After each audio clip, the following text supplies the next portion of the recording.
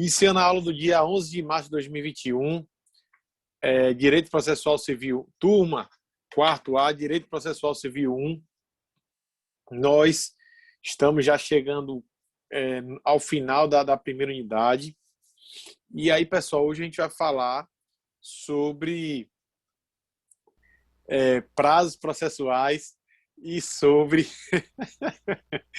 prazos processuais e sobre citação. Olha só, gente, eu lanço lá no programa prazos e citação, mas assim, eu gosto de falar sobre prazos de forma bem cautelosa.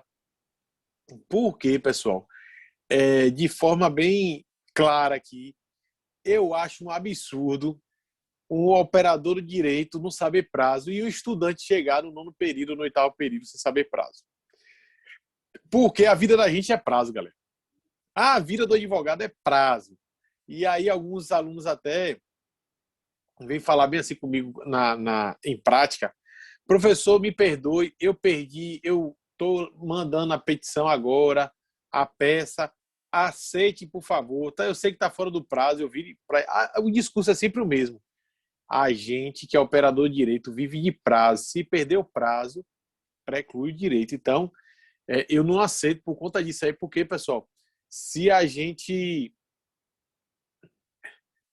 exatamente, a advogado perde a mulher, mas não perde prazo. E aí, pessoal, vejam vocês, a gente tem que saber contar prazo, pô. Não é só para a gente cumprir, não, mas é para alegar também a preclusão do direito da outra parte. Tá bom? Então, galera, quando a gente fala de prazo, prazo é muito importante. Bom, o que é que a gente tem como prazo? Então, olha só, não, a gente tem sobra, tem gordura para essa primeira unidade, para ir até... Eu sempre termino a unidade antes, não dou a última aula, porque a última aula eu falo, pessoal, que alguém tem dúvida, a gente abre a aula só para tirar dúvida. Quem não tem, mas a última aula a gente tem essa gordura. Então, a última aula, provavelmente de sábado a 8, a gente vai ter. Mas vai ser uma aula para falar sobre cartas, que é um assunto extremamente pequeno. Se eu não me engano, é cartas o último assunto. Vai ser nulidade de cartas, mas provavelmente sábado a gente vai falar sobre citação. E aí vai postergar a intimação para a próxima quinta-feira. A gente vai falar sobre intimação e nulidades. Então, cartas vai ficar para o dia 18, coisa muito simples para a gente falar, coisa pequena mesmo. Então, galera, olha só, sobre prazos, eu vou falar inicialmente a parte doutrinária para vocês terem ideia, tá bom? Vou seguir o slide aqui devagarzinho e quando for a parte mais prática, que por vezes pode ser para vocês inicialmente a parte mais complicada, eu vou falar, galera, se liga aí agora, viu? A parte mais complicada normalmente é cair na prova, a parte prática. Então, vocês vão se ligando aí. Olha só, gente. Os prazos são importantes porque imaginemos aqui se a gente não tivesse um tempo para praticar alguma atividade, para fazer algo na vida. Imagine vocês se vocês não tivessem um prazo para terminar a faculdade. Imagine vocês se a faculdade falasse, pode ter, esse semestre pode ir até junho ou pode ir até novembro. Então, vocês podem concluir a faculdade em 5 anos ou então até 10 anos. Aí vocês vão ficar pensando, bicho, como é que a gente vai ficar essa zorra aí a vida toda assim, nessa agonia aí, de hoje, amanhã e depois? Então vejam vocês como é importante o danado do prazo. Eu estou sem vídeo, desculpa, você nem para me falar, sem tiro falta não. Então, pessoal, vejam só, vejam vocês como é importante o danado do prazo. Então, tudo na vida, galera, a gente vai ter prazo. Certa vez me perguntaram bem assim, doutor, por que tem esse prazo? Eu estava falando sobre a prescrição. Prescrição é o Instituto de Direito Material. E vocês já estudaram em Civil 1. E aí eu falei assim, imagine você, minha amiga, estava falando com a cliente. Imagine você, minha amiga, se a gente não tivesse prazo para ingressar com a ação. Imagine que você quita um contrato com o banco e o banco pudesse cobrar de você durante 5, 10, 15, 20, 30, 50 anos a quitação do contrato. Doutor, o que é que tem? Eu falei, você ia aguardar o documento. Ah, mas o banco tem que ter isso. Eu falei, aí é que tá. Então, alguém ia ter que guardar um documento, essa prova, e que houve cumprimento daquela obrigação. E aí, pessoal,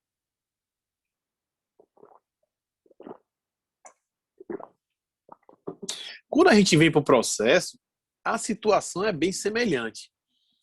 A gente vai ter que ter um limite, uma data para começar e uma data para terminar. Lembram quando eu falei com vocês, no início do período, que o processo andava para frente, o processo não andava para trás, quem anda para trás é caranguejo. Quando eu estava falando sobre os princípios da estabilidade da ligue, sobre o princípio da preclusão, da oportunidade, aí eu falo, pessoal, tudo vai ter um momento, tudo vai ter um prazo para se cumprir.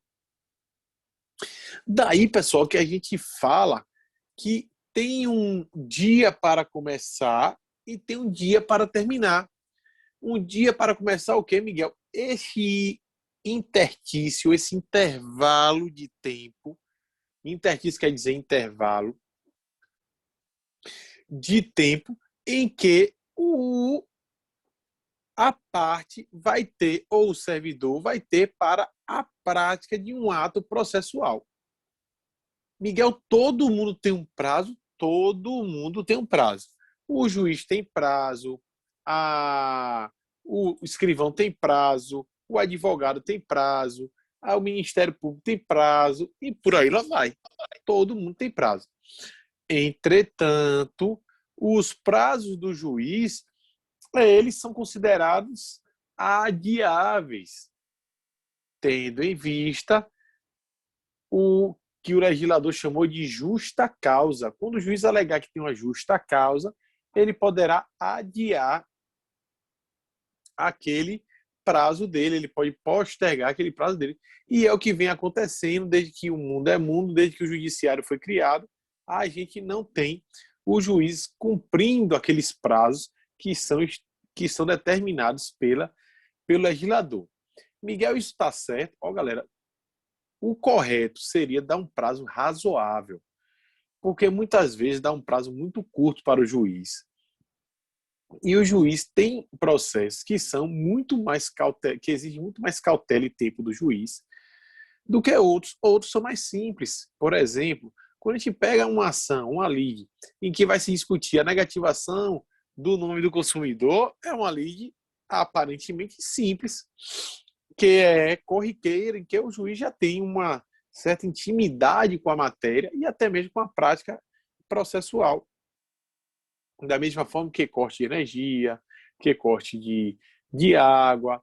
Então, assim, essas suspensões do fornecimento desses serviços, elas são mais corriqueiras. Vejam vocês como é diferente, por exemplo, uma ação que trata de falência. Aí vai exigir do juízo um trabalho mais cauteloso, um número maior de documentos e por aí lá vai. Então, pessoal, vejam vocês que não estou defendendo aqui o juiz, até porque eu ainda acho que tem juízes que extrapolam e muito esses prazos dados pelo legislador, mas há atos que realmente, há processos, há demandas que realmente exigem do juiz um esforço hercúleo para o cumprimento daqueles prazos processuais. Tá certo, pessoal? Ou até mesmo para atender aquele princípio constitucional da razoável duração do processo. Bom, e aí, pessoal, a gente utiliza esses termos aí, ó, em latim, dies a quo, ou dia inicial. A quo quer dizer início, a de quem quer dizer fim. Então, quando a gente fala em dies a quo, então, o dia inicial, o dies ad quem, é o dia final, o termo final.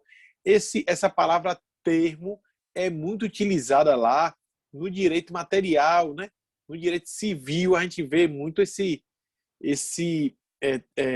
vocábulo chamado termo, que equivale ao prazo inicial, prazo final. Tá bom, galera?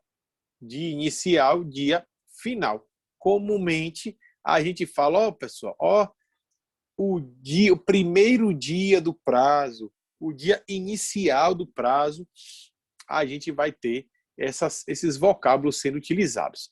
Ok, pessoal? Algum problema com esse jargão aí, com esses vocábulos, termo, dias, por aí lá vai? Algum problema? Tudo certinho? Beleza, ótimo. Então vamos caminhar. Olha só, gente. A gente vai ter uma classificação doutrinária quanto à origem, quanto aos efeitos, quanto à possibilidade de modificação. Então, os prazos, ou eles decorrem de lei, ou os juízes vão informar qual é o prazo. Olha só, os que decorrem de lei são chamados de legais, os que são determinados pelo juiz são chamados de judiciais. Miguel, pode acontecer de um prazo legal o juiz alterar? Pode, galera. Pode. Sabe quando? Por exemplo, existe o próprio legislador, ele estabelece os momentos em que o juiz poderá alterar aquele prazo. Então, a própria lei já deixa a cargo do juiz, em alguns casos, a alteração do prazo. A gente viu aqui no chamamento ao processo, uma espécie de intervenção em terceiros, que o prazo para citar o chamado, assim como o denunciado, está lá no artigo 131, vai ser de 30 dias, mas se residir com marca outra, diferente, vai ser em 60 dias. O próprio legislador falou. O próprio legislador fala também que o prazo para o litisconsorte vai ser em dobro. Os litisconsortes, quando tiverem advogados diferentes, quando tiverem esses advogados forem de escritórios diferentes, e quando os autos forem físicos, vão ter prazo em dobro. Então, veja que o legislador ele vai abrindo, ele estabelece um prazo que é legal, mas depois ele abre a possibilidade de o juiz de ser concedido um prazo dobrado. Por exemplo, quando existe uma calamidade pública, pode o juiz determinar a suspensão dos prazos, desde que eu faça de forma fundamentada, porque precisa da fundamentação das decisões, né? Então, prazo legal, prazo judicial. Olha só, gente. Normalmente, quando o juiz ele intima uma parte, ele sempre determina intima a parte, ou seja, ele comunica a parte, ó, parte, você vai ter que apresentar uma petição. Galera, eu vou falando de forma genérica e a partir do momento que vocês forem se familiarizando com o processo, eu vou dando mais técnica para vocês, tá bom? Vou trazendo os termos mais técnicos.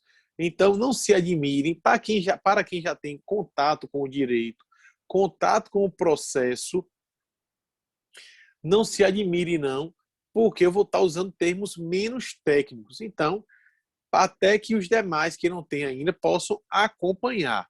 Então, se um termo foi utilizado um termo técnico, vocês não entenderam, Miguel, volta aí, repete aí, ou então me explica aí o que é esse termo aí, é um termo técnico, é o quê? Foi o que você quis dizer? Zero bronca. Então, olha só, pessoal, quando o juiz chama a parte e fala assim, parte, pratique um ato aqui, junte uma petição, dando uma informação X aqui, certo? Então, a parte vai ter normalmente, o juiz, ele determina prazo de 5 dias para cumprimento. Normalmente, o juiz determina 5, 10, 20 dias, tá bom? Só que, por vezes, o juiz simplesmente não determina. O que é que o legislador fez para não ficar nesse imbróglio? O que é que o legislador falou? Olha, quando o juiz não determinar ou a lei não impor um prazo para a prática de determinado ato processual, nós vamos ter um prazo de 5 dias. O comum vai ser o prazo de 5 dias. Tá bom, galera? E aí, pessoal, vamos ter prazos em que o juiz pode elastecer os dias para cumprimento sem que importe ou para evitar que importe qualquer cerceamento no direito da parte, para a parte poder informar ou então justificar ao juiz que aquele prazo é exíguo. Então a parte vai poder falar isso, ah, doutor, esse prazo é muito curto, a complexidade é grande. Já tivemos casos aqui em que o juiz dava um prazo de 5 dias para a gente se manifestar sobre documentos e aí a parte juntou 10 CDs, 10 compactos, na verdade eram DVDs, em que cada um continha mais de 1h30 de filmagem.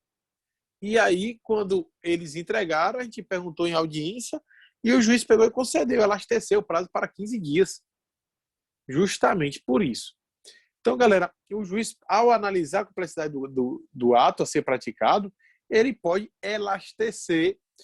E, por outro lado, a gente vai ter a possibilidade de as partes negociarem estes prazos. Lembra que eu falei lá com vocês? Olha só, pessoal, as partes podem fazer um negócio jurídico processual, que é o que? As partes falam assim, ó, doutor, a gente vai apresentar, eu vou apresentar a petição aqui e a gente combinou que eu vou apresentar a petição em 10 dias e a outra parte vai se manifestar em 10. O juiz, ó, tá bom, sem problema nenhum, 0 bala, de boa, negócio jurídico processual. Olha só, galera, quando a gente fala nessa possibilidade de as partes modificarem ou não, a gente tem os prazos que são chamados prazos peremptórios. Os prazos peremptórios são os prazos que a lei não permite a sua mudança, são muito rígidos. E aí, lembra que eu falei aqui agora há pouco, existem situações em que o próprio legislador, não obstante eles derem o prazo para a prática do ato processual, por outro lado, a própria lei ela permite que o juiz dilate o prazo, ou até mesmo, como a gente vai estudar aqui, suspenda o prazo para a prática do ato processual. São chamados prazos peremptórios que, em regra, não podem ser modificados pelo juiz ou pelas partes, em regra. Já os dilatórios são os prazos em que as partes podem dispor, o juiz também pode dilatar. Tá bom, pessoal? Em regra, os prazos peremptórios são os prazos para apresentação de defesa, para apresentação de recurso, tá bom? São os prazos peremptórios determinados por lei fixos.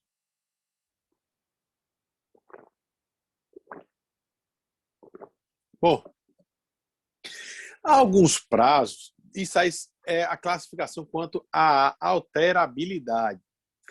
Quanto às chamadas consequências processuais, a gente vai ter uma maior rigidez quando se trata de parte e contrariando o juiz. Tá certo, galera? Por quê? Porque olha só, gente, quando a gente fala de prazos próprios, são os destinados à prática de atos processuais em que as partes, obrigatoriamente, elas vão cumprir aquele prazo ali, sob pena de preclusão. E o que é preclusão, Miguel? Lembra que eu falei com vocês? O princípio da preclusão é a perda do direito, é a perda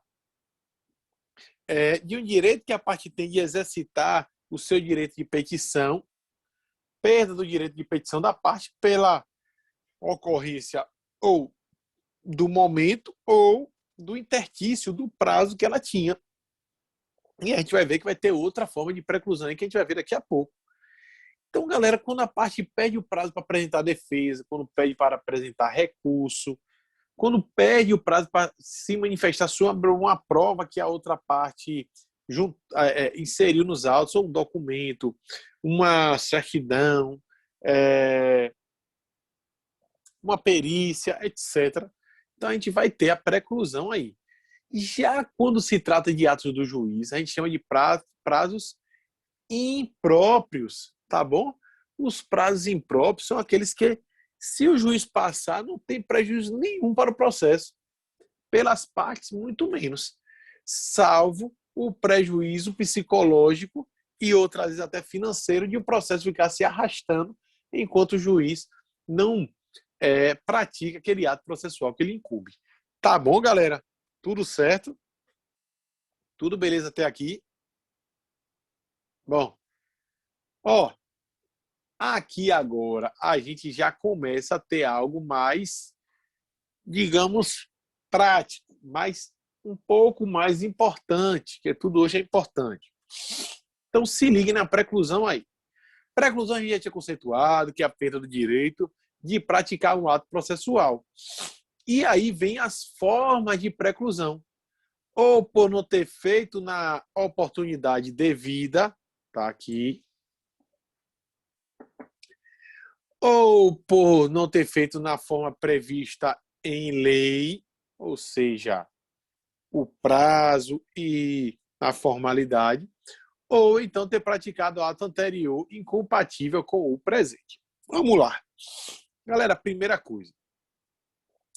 Quando a gente fala que o ato não foi praticado naquele momento, ou seja, ele perdeu a oportunidade, a gente chama de preclusão consumativa. Miguel, consumativa vem de consumar, certo? Vocês lembram que, não sei se vocês já ouviram falar, que antigamente, quando o casal ia para a lua de mel, falava bem assim, ó, eles consumaram o casamento. Consumar que dizia que finalizava, né? Dava realmente, confirmava o casamento. Então, vejam vocês como era o que se tinha por esse termo consumar. Então, quando a gente fala em preclusão consumativa, é aquela preclusão em que finaliza, em que encerra a oportunidade da prática daquele ato.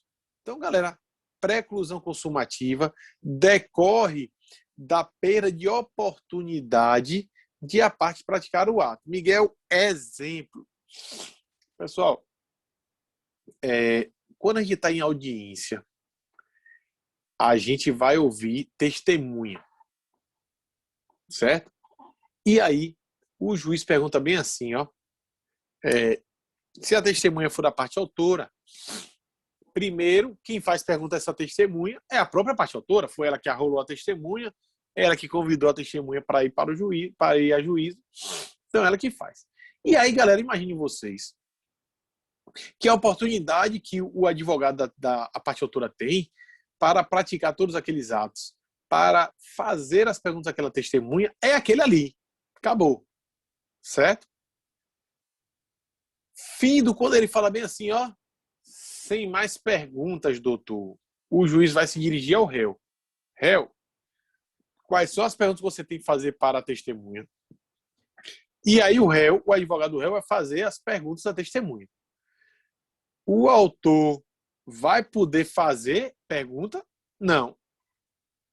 Já passou o momento, a oportunidade dele. Ocorreu a preclusão consumativa.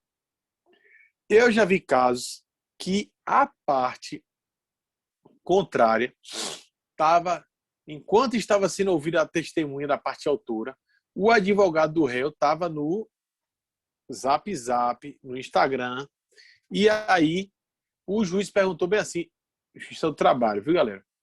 Doutor, tem alguma pergunta à testemunha? E aí o advogado falou, tem não, doutor. E aí passou. Aí daqui a pouco o juiz falou assim, doutor, o senhor tem alguma testemunha?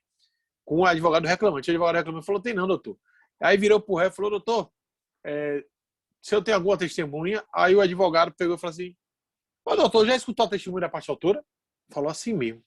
E aí eu tava lá assistindo a audiência, aí eu olhei assim, eu falei, vixe. Aí tinha os advogados do meu lado, deram risada, né?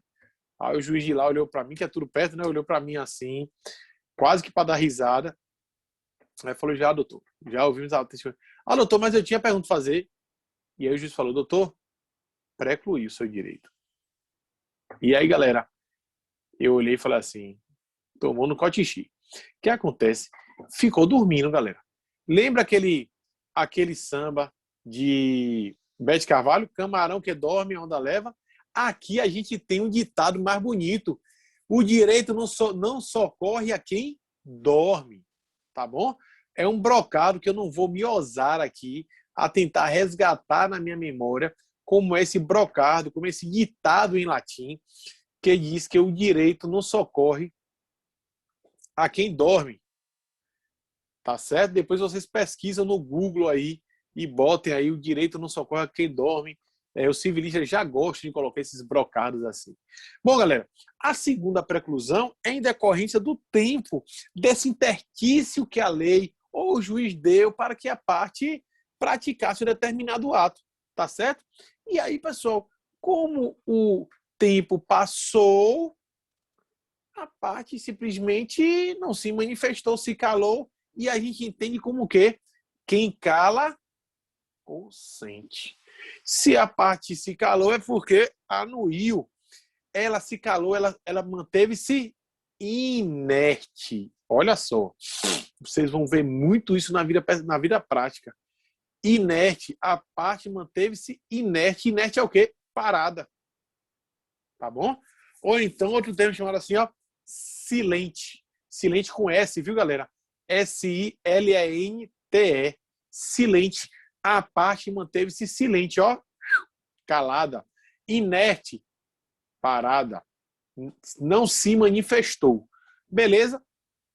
Então, aí a gente vai ter a perda daquele direito de praticar um ato processual em decorrência do transcurso do tempo. É isso mesmo, dormientibus non securitius. Beleza, meu amigo, muito obrigado. É esse mesmo aí. Eu lembrava do dormientibus. Esse aí mesmo. E aí, galera, o que acontece? O último que nós vamos ter a última forma de preclusão é a preclusão lógica. E aí, pessoal, a preclusão lógica, olha o nome, lógica.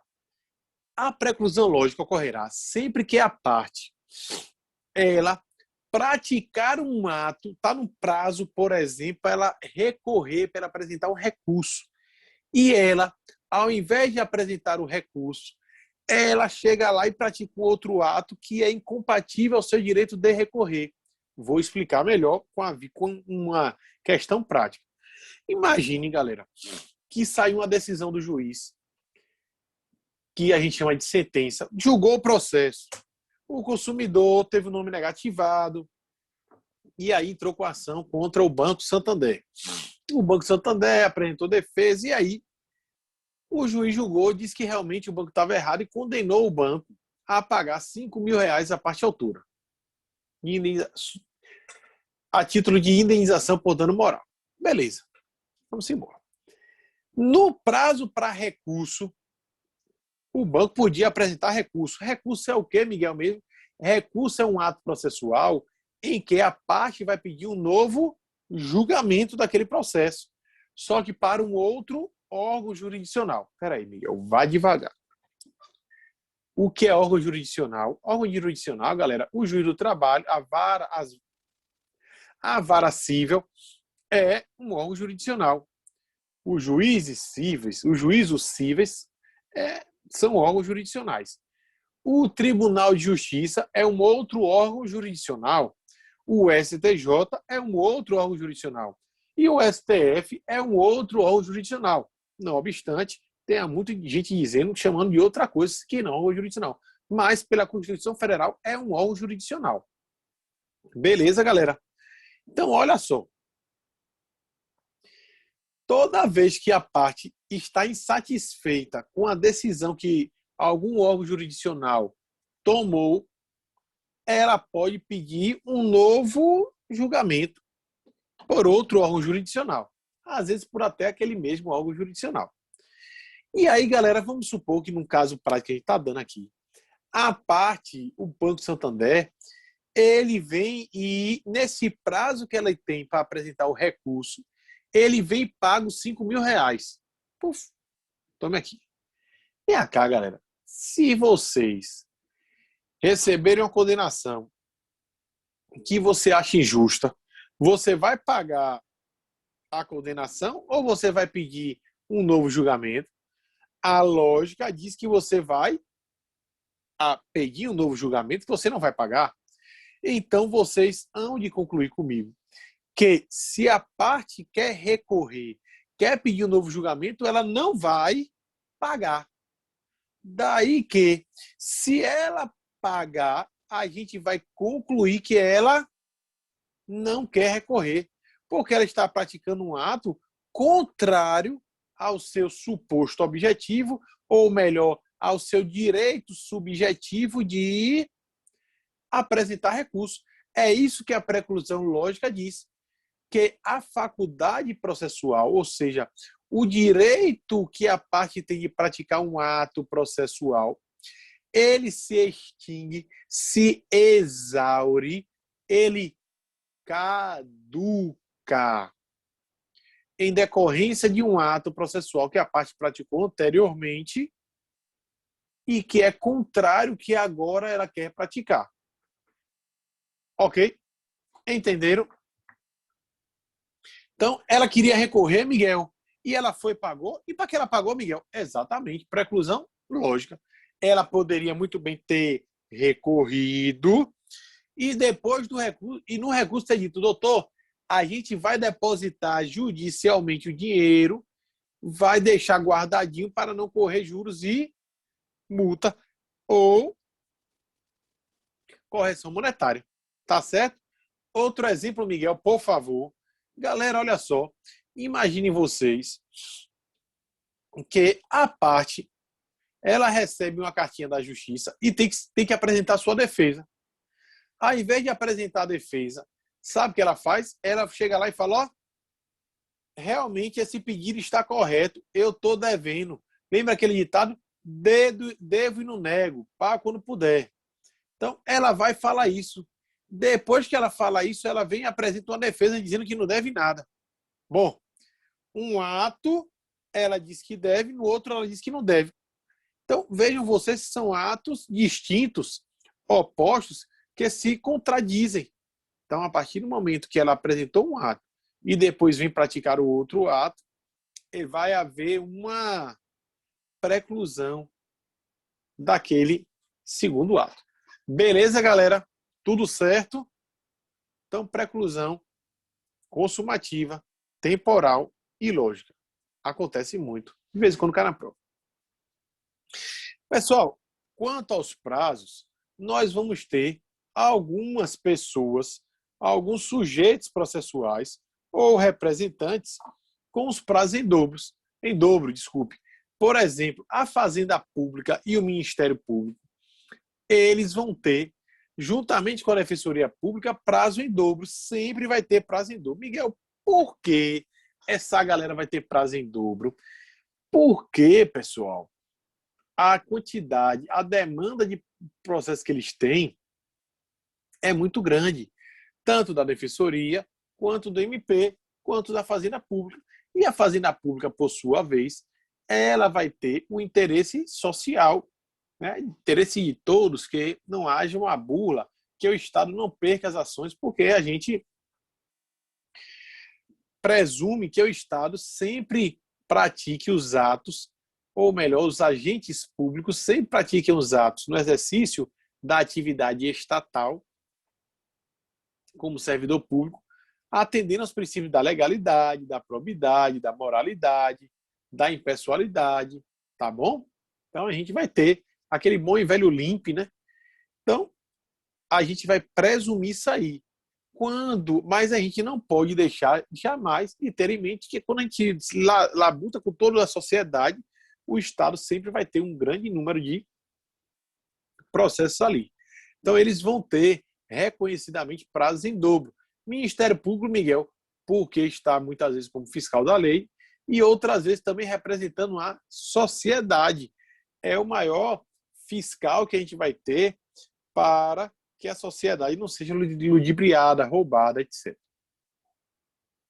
E a Defensoria Pública, Miguel, qual é a bronca aí? A Defensoria Pública atua em defesa dos pobres, coitados, estupriados financeiramente, a galera que é carente de recursos.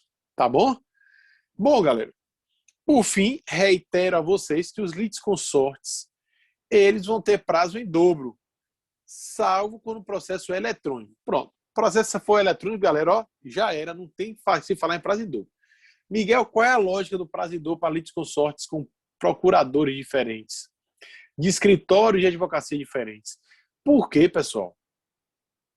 Quando se tratava de autos físicos, abria-se o prazo e aí as partes tinham um prazo comum. Vejam vocês se, vamos supor que tem um litisconsórcio ativo. Vou botar passivo que é melhor, mais comum. Tem um litisconsórcio passivo, duas empresas no litisconsórcio passivo, no banco dos réus, no polo passivo, e aí elas vão ter advogados distintos, escritórios distintos, defendendo-se ali no processo. E então, cada um vai queria pegar o processo para si, para passar um tempo com aquele processo. O que é que acontece nesses casos? A gente dobra o prazo e o juiz vai falar, olha, de tanto a tanto você, de tanto a tanto ele. E aí vai dar, por exemplo, 5 dias para o primeiro réu e mais 5 dias para o segundo réu. O que é que o réu tinha que fazer? Tira a cópia do processo todo. Atualmente, quando se trata de processo digital, os autos estão lá, disponíveis para as partes consultarem a hora que quiserem. Então, a gente extingue, retira da possibilidade de ter prazo em dobro para os litisconsortes com procuradores diferentes. Tá bom, galera? Tudo beleza? Entenderam qual é a lógica? Massa? Legal. Bom, aqui, galera, já começa um pouquinho a complicar. É o nosso último slide, né? É. E aqui, pessoal, é que eu quero a atenção de vocês para eu contar uma história que vai durar mais ou menos uns 20 minutos, mas vocês vão sair daqui zerados, sabendo o bendito dos prazos. Olha só. Os prazos somente são contados em dias úteis, certo, Miguel? Você já falou com a gente, tira conta sábado, domingo e feriado. E que é para a gente olhar o regimento interno do tribunal para a gente saber se aquele tribunal considera São João feriado ou não.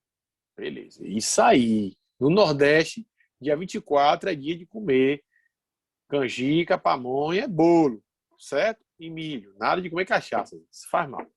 E aí, pessoal, no Sudeste, não. No Sul também não. Dia normal, não tem problema. Pois não, Veriana?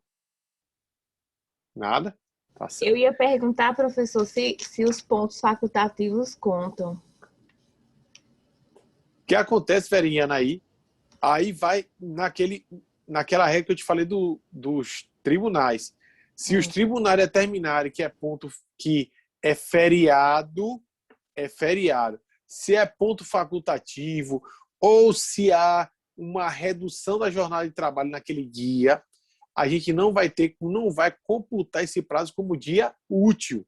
Por exemplo, é sempre comum, na sexta-feira que antecede o carnaval, o Tribunal de Justiça de Pernambuco, ele, suspende em todo o território nacional, em todo o território estadual, em todo o território do Poder Judiciário de Pernambuco, o expediente a partir das 13 horas. Então, a galera só vai trabalhar até 13. Vejam vocês que esse dia aí não é contado um dia útil. Beleza? Quarta-feira de cinzas. Normalmente, os tribunais voltavam a partir das 14 horas. Os tribunais, depois de um tempo, falaram assim, é feriado segunda, terça e quarta. Quarta-feira vai ser ponto facultativo. E então, o que é que a galera faz? Não vai trabalhar. Ponto facultativo só existe no Brasil. Ponto facultativo é quer dizer ao servidor, vai ter, mas você não vai precisar ir. Tá bom? Tá de boa. Fica aí curtindo sua ressaca, tá de boa. Bom, então, galera, o que acontece? Não vai contar sábado, não vai contar feriado. A gente vai olhar o feriado. Cuidado, que às vezes o feriado é municipal, mas o feriado não é o Poder Judiciário, não abarca esse feriado. Então, olha lá no regimento interno, vai olhar, dar uma olhadinha no calendário processual anual do tribunal para a gente ver até quando é a feriado, tá certo? Galera, qual é a história que eu quero contar para vocês?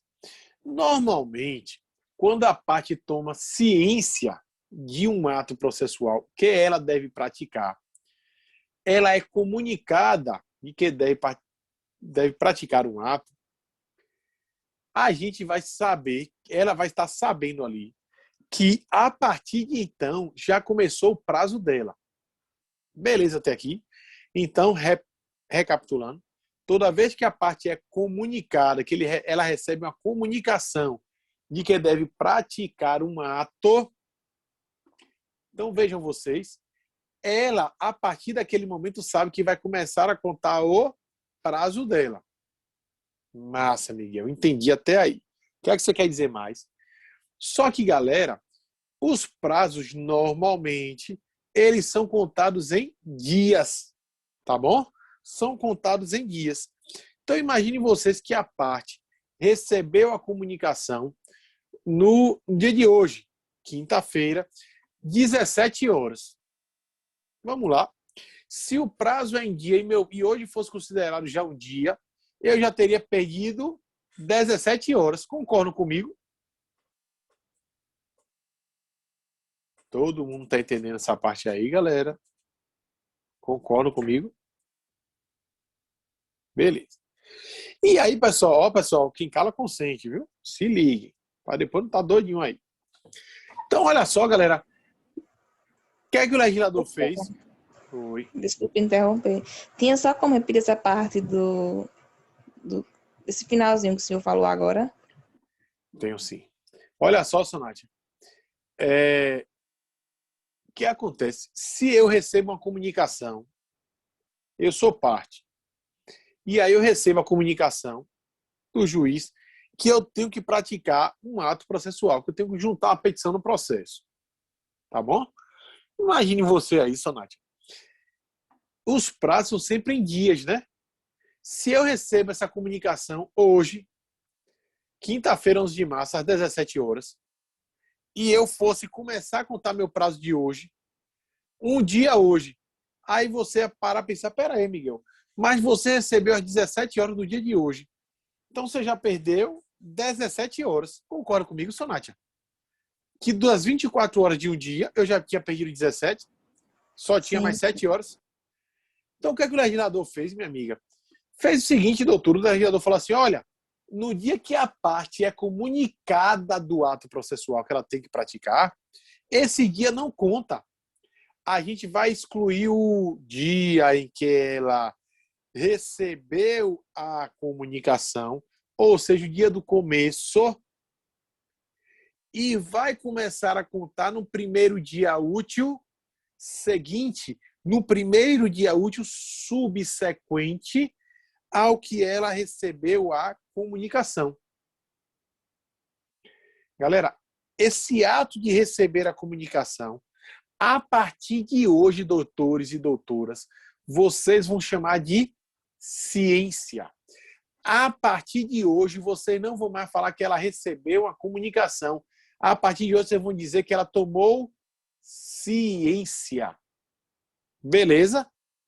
Tudo certo? Então, a partir do dia que ela tomou ciência, começa a contar o prazo dela a partir do dia útil subsequente. Então, peraí, Miguel, deixa eu ver se eu entendi. O dia útil subsequente ou dia útil seguinte é o dia posterior ao que ela recebeu ou que ela tomou ciência. Beleza. Então, vamos supor, Miguel, que ela tomou ciência hoje, dia 11 de março de 2021. Massa, legal. O primeiro dia útil é amanhã, sexta-feira, dia 12 de março de 2021. Beleza, galera? Belezal? Massa? Legal. Posso continuar? Pode. E aí, pessoal, a gente vai, então, excluir o dia que ela recebeu a comunicação, que começaria o prazo. E a gente vai começar a contar o prazo do primeiro dia útil subsequente. Então, vamos supor que o juiz tinha dado prazo de 5 dias para a parte praticar o ato. Então, nesses 5 dias, se ela tomou ciência hoje, dia 11 de março, então a gente vai começar a contar o prazo a partir do primeiro dia útil seguinte, que é amanhã. E aí eu vou escrever. Vou botar aqui, viu, galera? Todo mundo dá para ver o chat, ou é melhor escrever no Word e botar na tela. Melhor o Word colocar na tela.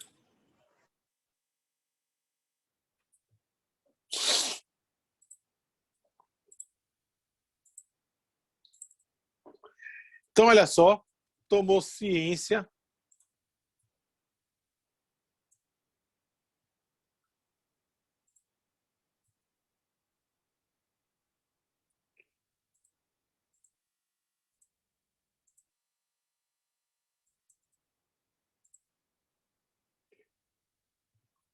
A parte tomou ciência em 11 de março de 2021.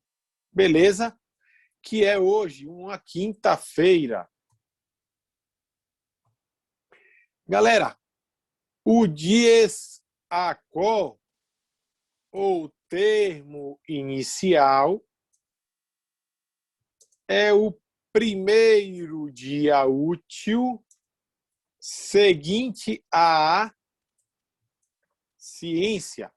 No nosso caso, vai ser que dia 12 de março de 2021, que é o dia de sexta-feira. Beleza? Galera, se for usar essa expressão, ó, dies a quo, na prova, ó, bota entre parênteses. Se tiver digitando no computador, pode botar no itálico, tá bom? Galera, beleza? Então, tomou ciência em 11 de março que deveria praticar um ato em 5 dias.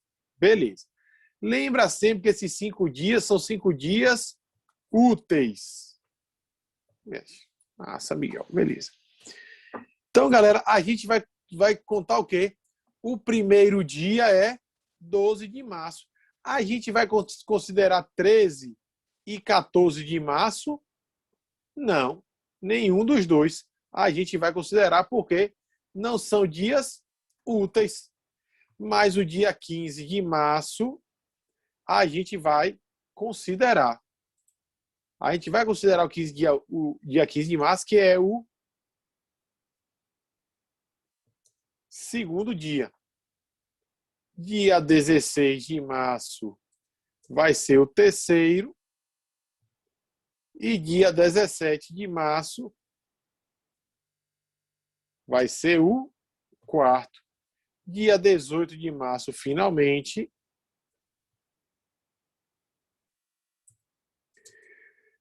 vai ser o quinto dia do prazo. O dia derradeiro. O que a gente vai chamar de exadquem.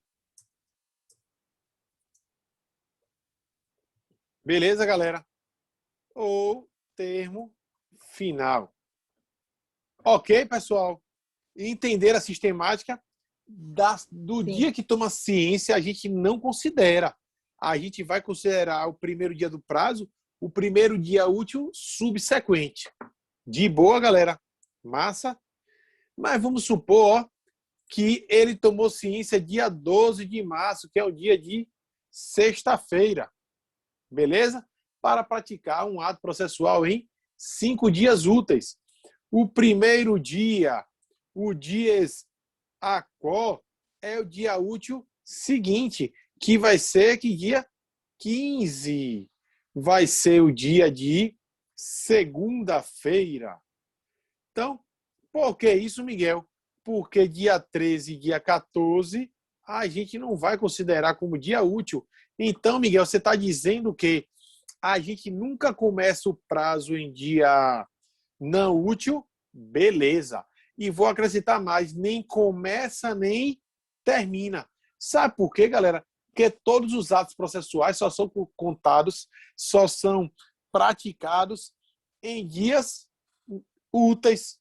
Então, os prazos processuais só ocorrem em dias úteis. Daí que vamos poder dizer que só inicia e só finda prazo em dia útil. Então, se dia 15 for o primeiro dia, a gente vai ter dia 16 como o segundo, 17 como o terceiro, a gente vai ter 18 como o quarto e dia 19, que vai ser a sexta-feira, como o dia final, o termo final. Tudo bem, galera? Tudo certinho, tudo tranquilo. Posso passar adiante mais um pouquinho? Massa, legal. Galera, tem várias formas de se comunicar um ato processual à parte para se dar a ciência à parte. A gente vai ver com o da intimação que a gente vai ver que pode ser ou no balcão da secretaria,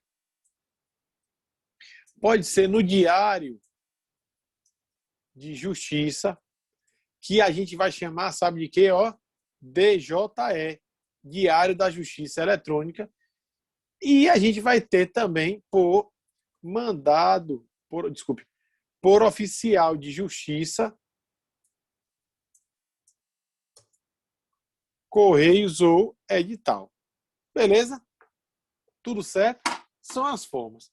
Só que, olha só, galera, eu vou pedir aqui licença ao meu oficial de justiça e edital para falar sobre esse menino aqui chamado Diário da Justiça.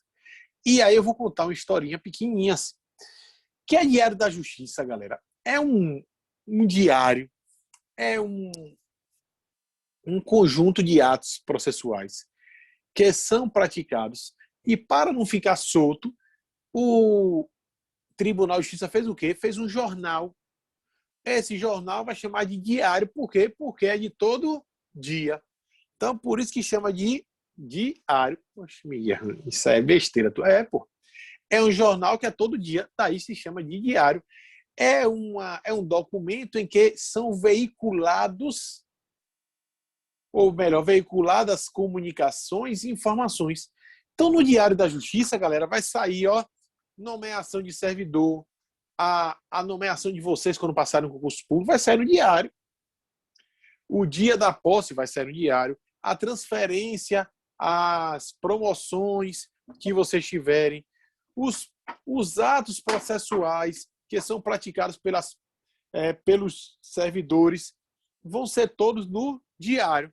Poxa, gente, Miguel, então não vai ter aquele negócio de afixar na prefeitura, não? Não vai ter, não. Tá certo, galera? Salvo no por edital, que a gente vai tratar depois de edital, tá bom? Lá na frente a gente fala da citação e da intimação por edital. Ok, galera? Olha só. Então, pessoal, esse diário hoje em dia tem um ezinho no final, Esse ezinho aqui, ele quer dizer eletrônico. Por que isso, então, Miguel? Vai estar na internet? Vai estar na internet. Vai estar lá no site do tribunal. E aí, pessoal, esse site esse diário vai estar lá para todo mundo ver. Miguel, mas espera aí. Todos os atos, salvo aqueles que o juiz ou a lei determinar que sejam sigilosos. Então, vocês não vão ter aí os atos processuais divulgados no que tange a divórcio, separação de corpos, a adoção, direito da criança e adolescente que vem identificar a criança e ou o adolescente, ação de alimentos, por aí lá vai. Galera, por muito tempo esse diário, sabe como era? Era um jornal mesmo, era físico. Peraí, Miguel, aí tu também tá querendo demais. Como é que fazia para imprimir, Miguel? Como é que fazia para imprimir? Gastando dinheiro. E aí, pessoal, por muito tempo, o que é que acontecia?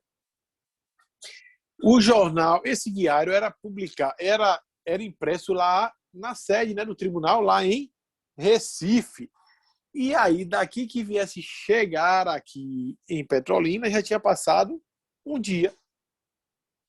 E aí, o que é que o legislador fez? Lá em 2006, ele falou o seguinte, No dia que houver a divulgação no DJE, não vamos computar como início de prazo ou data da ciência da parte. Por quê, galera? Lembra que eu falei com vocês agora aqui? O raciocínio é o mesmo. Lembra que eu falei com vocês que para a gente considerar que houve a intimação da parte em um dia? Beleza, Miguel, lembrei. Só que você falou, Miguel, que vai começar a contar o prazo no dia seguinte. Galera, o que é que acontece? Esses diários, eles eram impressos conforme cada tribunal. Cada tribunal tem a sua autonomia. Daí, pessoal, que o legislador falou, rapaz, esse negócio está errado. Vamos botar para que esses diários só venham a dar ciência às partes no primeiro dia útil seguinte, tá certo? Então, toda vez que houver divulgação no diário, só vai considerar a ciência no dia útil seguinte ao da divulgação. Galera, se liga que eu estou falando de divulgação, tá bom? Divulgação. Olha só, é diferente de publicação. Então, divulgação no DJE é uma coisa. A publicação é outra. Então, a gente, toda vez que a comunicação do ato processual for através de Diário da Justiça eletrônico, se liga, a data da divulgação vai ser diferente da data da publicação. Miguel, como é que eu vou saber isso? Em se tratando de uma questão de concurso, vai ter lá dizendo que foi divulgado no DJE, no Diário da Justiça eletrônico, tá certo? Ou então vai dizer que foi publicado no Diário da Justiça eletrônica. E aí, galera, você sabe que Miguelito gosta de mostrar a vocês como é que funciona esses babados aí que a gente tem. Deixa eu ver se tem um ato aqui do nosso querido Tribunal de Justiça. Deixa eu ver se tem aqui. Tem. Tararara. Bom, esse aqui também não tem.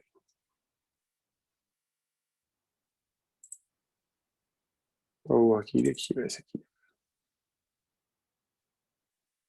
Não tem, não tem. Ô, galera, eu queria ter aqui um danado desse aqui.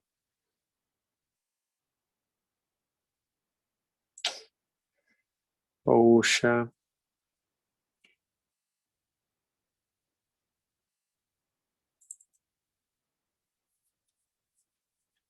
Não tem não. Deixa eu ver se eu encontro aqui.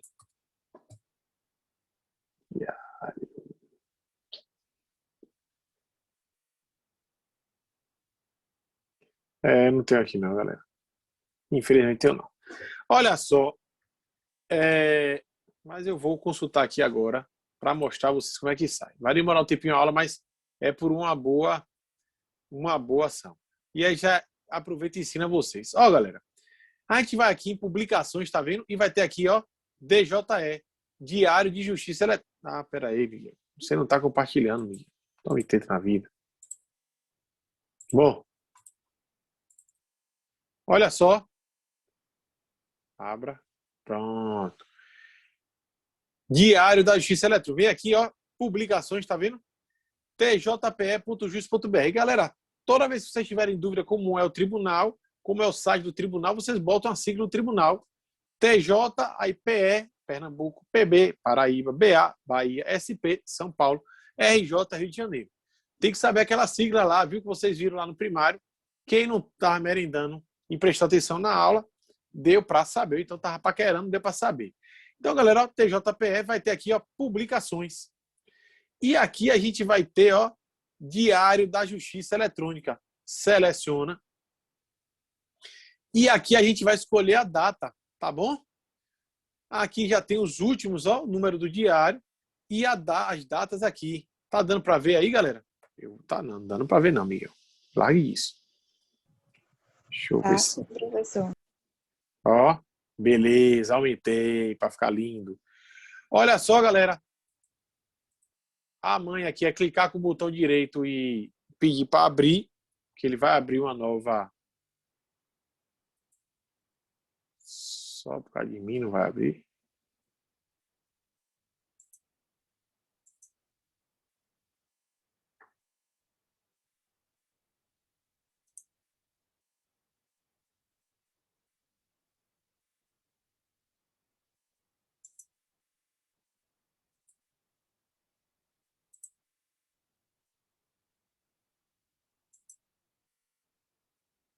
Já viu, galera? Para isso. Aí, você não é mais que a gente. Vamos lá, abriu, danadinho. Delícia. Isso. Galera, olha só. A gente vai ter o diário. Esse aqui não tem, velho. Aqui na frente de cima tem. Peraí.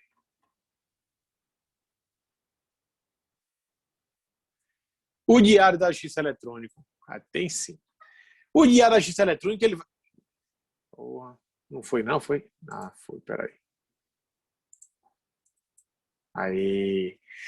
Abriu, ó. O Diário da Justiça Eletrônica, esse aqui, ó, galera, ele vai trazer, ó, a data da disponibilização. Tá vendo, galera? Então, galera, a data da disponibilização vai estar aí bem explícita, dizendo que é dia 11 de março de 2021. E vai também dizer, ó, a data da publicação. Miguel, por que tu tá perdendo teu tempo mostrando isso pra gente? Mas sabe por quê, galera? Porque antigamente divulgava no diário, disponibilizava no diário, e aí o diário era disponibilizado que horas? Final da tarde, início da noite, às vezes 11 horas da noite. Terminava de imprimir o diário. E aí, pessoal, daqui que fosse chegar esse diário, a gente já tinha perdido um dia. Para a galera que estava em Recife, era disponibilizado nos fóruns, nas varas, beleza. Mas para a galera que ficava mais distante, como é que fazia isso? Então, o que é que o legislador falou? O legislador falou, olha, no dia que for divulgado no diário, disponibilizado no diário, certo? No dia que houver a disponibilização no diário, então, disponibilização,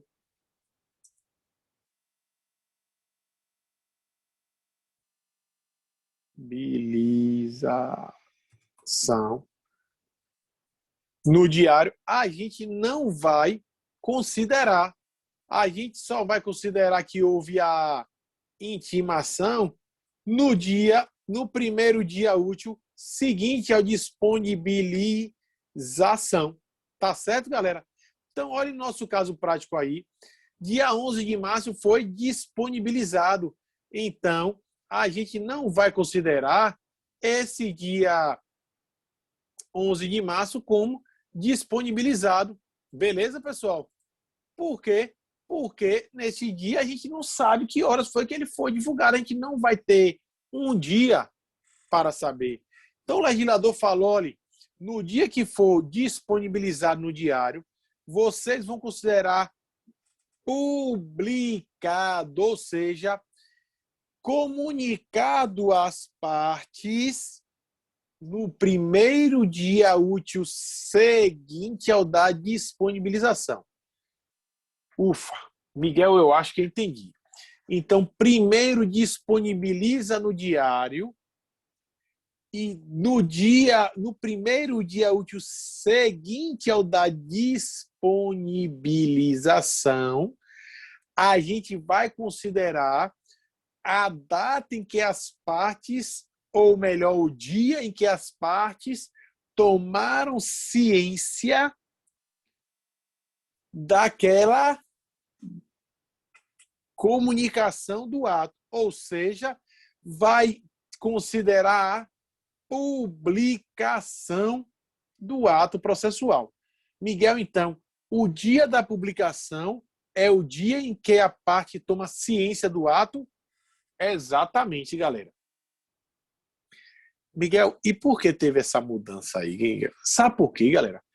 Porque a divulgação, a disponibilização ocorria a partir do momento que eram impressos os diários. Mas as partes ou os fóruns só recebiam esse danado desse diário no dia útil seguinte. E aí sim, as partes poderiam dizer que recebiam a comunicação. Por quê? Vou explicar agora com historinha. Quando eu comecei a advogar, tinha lá em Feira de Santana, no fórum, uma sala enorme que era da OAB. Sala grande mesmo, galera. Tipo a biblioteca lá da Facesp. Aquela parte de cima ali. Juntando com a sala de estudo e com a parte aqui, a parte de dentro ali, fica um bocado de livro ali. Enorme, velho. Enorme. Aí os advogados, naquela época não tinha lei do cigarro, né? Os advogados mais velhos ficavam lá fumando cigarro, tomando café e tecendo comentários sobre a vida de outrem. Ou seja, sobre a vida alheia. Ou seja, fofocando.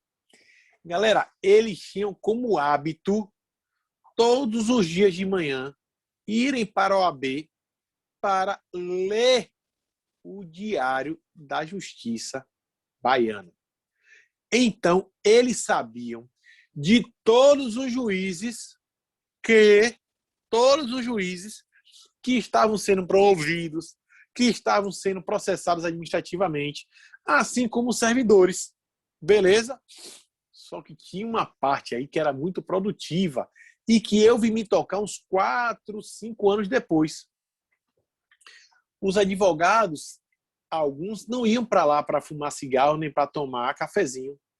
Eles iam para o seu escritório com o seu diário debaixo do braço e lá eles iam ler as sentenças e os acórdãos que diziam respeito ao seu interesse, ou seja, a matéria que dizia respeito ao seu interesse, eles liam, reliam, estudavam, daí que a gente separava o joio do trigo, os fofoqueiros dos instruídos. E aí, galera, eu comecei a ler o diário. Eu ainda tinha tempo de ler o diário todo dia. Eu, pelo menos, via o que era o que o tribunal estava falando. Pegava a seção de direito privado, as turmas de direito privado, que a gente chama de câmaras cíveis, né? E câmaras de direito do consumidor, e trazia para ou câmara privada, câmara de direito privado, câmaras cíveis, divergem os tribunais, lá na Bahia são câmaras cíveis, e lia o que é que eles tinham. No meu caso, como eu advogava muito em juizado especial cível, eu pegava os acordos das turmas recursais, lá a gente chama de turma recursal, aqui em Pernambuco chama de colégio recursal. Eu pegava os acordos das turmas recursais e já separava pelas turmas para saber como cada turma entendia sobre determinada matéria, valor de indenização por dano moral, restituição em dobro, locação, tudo isso aí, galera, eu já separava por turma, era tudo organizadinho. Quando eu ia fazer as peças, eu juntava sempre atualizada. Sempre eu juntava a jurisprudência atualizada. Como cada turma se reunia em um dia, eram 5 turmas na época, então todo dia eu abria o diário para ler os acordos que eram publicados por aquela turma. Beleza, galera? Massa? Então, olha só, voltando para a nossa aula aqui, voltando para a parte que nos toca, então a gente vai ter aqui o seguinte: no dia que houver a disponibilização do DJE, a gente vai considerar as partes comunicadas cientes? Não. aquele dia é um dia perdido. A gente vai considerar o quê? O dia da publicação. Então, o dia da publicação é o dia da ciência pelas partes do ato processual, tá bom? Então, se sair uma sentença e ela foi disponibilizada no DJE, a gente, no dia 11 de março, hoje, a gente vai considerar ela publicada. Vocês viram aí mesmo no diário, ó. Vai considerar a data da publicação dia 12 de março de 2021. E o prazo, galera, o primeiro dia do prazo será o dia útil seguinte, o primeiro dia útil seguinte. Ao da publicação. Ok, pessoal? Tudo certo até aqui? Tudo beleza? Sim, sim. Vou só complicar um pouquinho para vocês saberem. Olha só. Vamos supor aqui, só para a gente encerrar a aula, para a gente matar a aula. Vamos supor que a gente está numa audiência. Tá bom? Está lá com o juiz sentado, proseando sobre o processo. E aí, galera, a audiência foi hoje.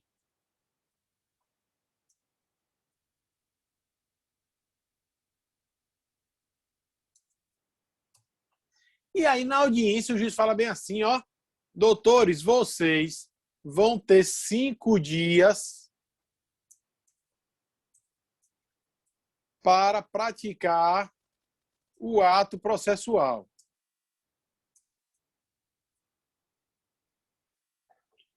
Miguel, dá um exemplo mais prático aí. Ó, galera, tá na audiência hoje, o juiz fala assim, ó, vocês vão ter 5 dias para indicar o nome das testemunhas que vocês querem.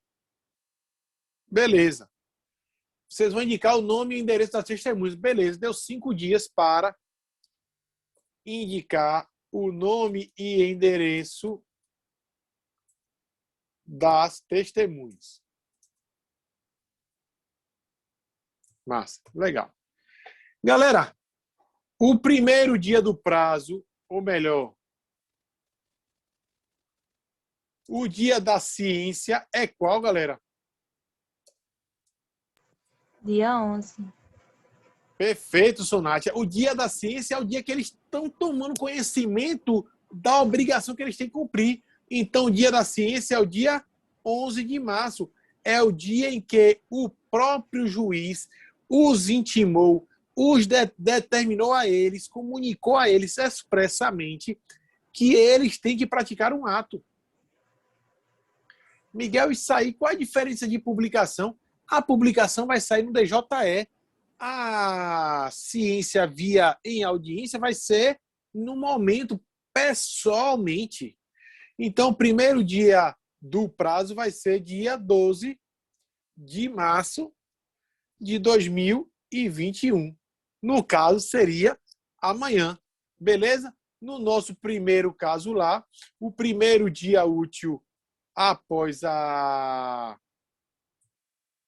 publicação vai ser dia 15 de março, que é um dia de segunda-feira. Beleza? Publicação do DJE foi no dia 12 de março de 2021. E a disponibilização foi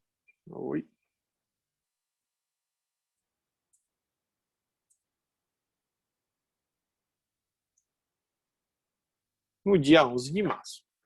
Ok, galera? Tudo certo? Tudo beleza? Então, se for disponibilização, não conta o dia da disponibilização e só vai considerar a ciência no dia útil seguinte ao da disponibilização.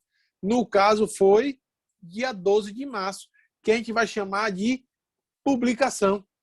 Então, se foi publicado dia 12 de março, que é um dia de sexta-feira, a gente vai ter iniciado o prazo no primeiro dia útil seguinte, ou seja, dia 15 de março. Beleza, galera? Tudo certinho? Já na audiência. Se a audiência foi dia 11 e as partes foram intimadas ali, foram comunicadas ali que deveriam indicar o endereço e o nome das testemunhas, naquele dia a gente já tem a ciência e começa a correr o prazo dia 12, dia útil, primeiro dia útil seguinte, um dia de sexta-feira. Ok, pessoal? Tudo beleza? Tudo belezinha? Posso encerrar a aula? Miguel, eu fico só balançando a cabeça igual lagartixa e eu tô achando que não tava vendo a aula todinha. Ai, É tudo certinho. Esse povo de Nada a ver. Eu passei a aula todinha pensando, falando, sim, não, com certeza. Tá certinho.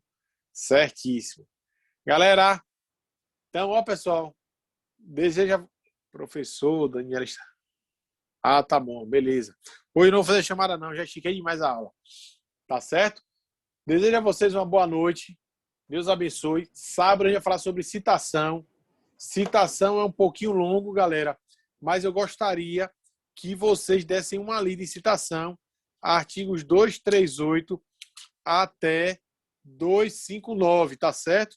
238 a 259, são 21 artigos, mas é de bom tino. É importante que vocês deem uma lida para vocês virem para cá com a ideia do que significa citação e como ela é feita principalmente. Porque o conceito de citação é fácil. Citação é um ato pelo qual é dado ciência às partes, ciência à parte e que existe um processo contra si instaurado. Tá bom? Quais os artigos, professor? É o quê? Os artigos 238 e... A 259. Tá bom? Então, boa noite, Bruna, boa noite, Maico, boa noite, Veridiana, Jéssica, Matheus, Gabriel, Sonátia, Josué, Gabriel, Freire, Rebeca Leite e Sandro Júnior. Desejo a vocês tudo de melhor, viu, gente? Valeu, Fique com professor. Deus. Boa noite. Boa noite.